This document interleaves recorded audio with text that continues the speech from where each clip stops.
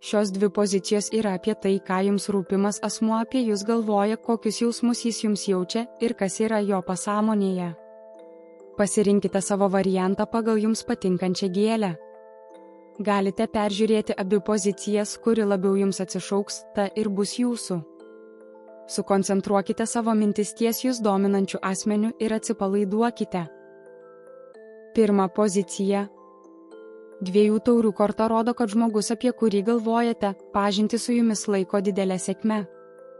Jis mano, kad meilė, intimumas ir prieraišumas yra abipusis. Šalia jūsų jis jaučiasi labai komfortiškai ir nieko kito daugiau greta savęs nenori matyti. Jis svajoja su jumis sukurti tvirtą šeimą. Jis tiki, kad gyvendami kartu būsite laimingi ir sėkmingi. O jeigu jūs vedę, partneris nori sustiprinti jų dviejų santykius ir nugyventi su jumis visą likusį gyvenimą.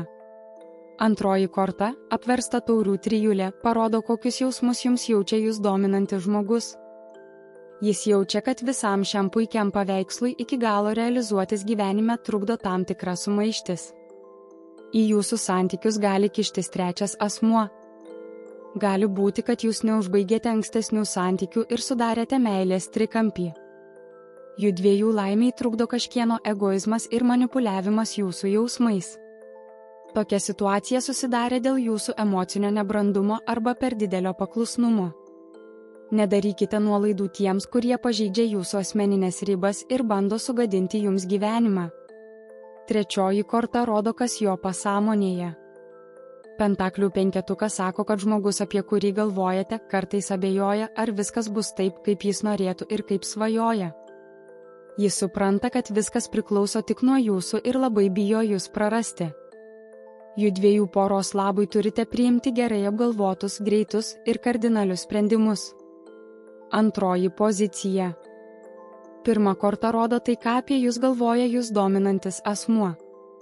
Korta su 6 kardais turi keletą traktuočių. Ji gali reikšti, kad šie santykiai užsimezgė visai neseniai. Jūsų pažinti ir viską, kas tarp jūsų vyksta, šis žmogus suvokia kaip įvykius, atnešančius didelius pokyčius, galinčius iš esmės pakeisti jo gyvenimą. O jeigu jūsų santykiai jau išbandyti laiko, jie pereis į naują lygmenį. Gali būti, kad jūsų partneris planuoja jų dviejų romantiškas atostogas šiltuose kraštuose arba perkainavo vertybės ir trokšta su jumis susilaukti bendrų vaikų. Bet kokiu atveju šiuo momentu jo mintys apie jūs yra be įtampos ir be negatyvo.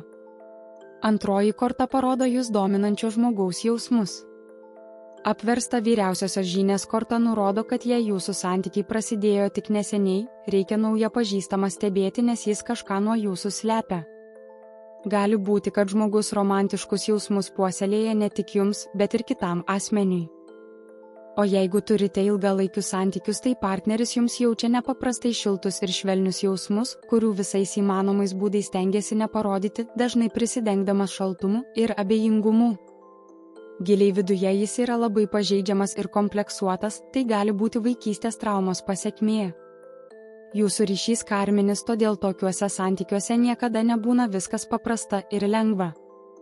Jeigu šis žmogus jums brangus, padėkite jam išmokti atsiskleisti. Trečioji korta parodo, kas jo pasąmonėje.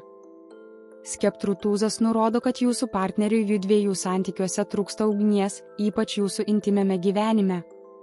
Tai jį glumina, tačiau jis nežino, kaip visą tai ištaisyti. Jis savo troškimus užgniaužia, todėl dažnai užsisklendžia savyje. Stenkitės parodyti drąsą ir iniciatyvą. Siekiant teigiamo rezultato, pradžioje gali kilti sunkumų. Tačiau nenusiminkite, nes niekam niekas nepavyko iš pirmo karto.